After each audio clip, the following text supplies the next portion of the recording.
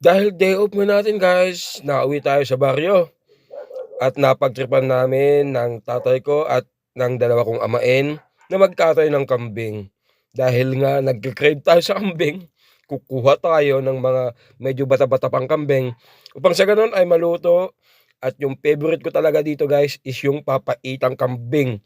Solid kahit mainit na guys, andito tayo nangingialam at nanonood sa mga diskarte sa baryo kung paano lutuin yung kambing. Solid talaga guys.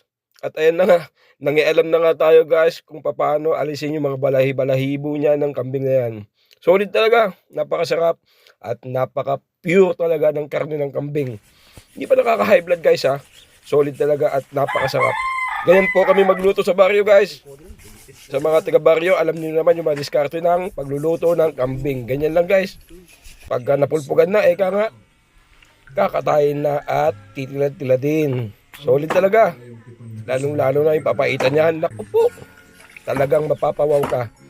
Alam mo na, pagka mga lalaki ang nagkatay, ganyan talaga guys, ang diskarte.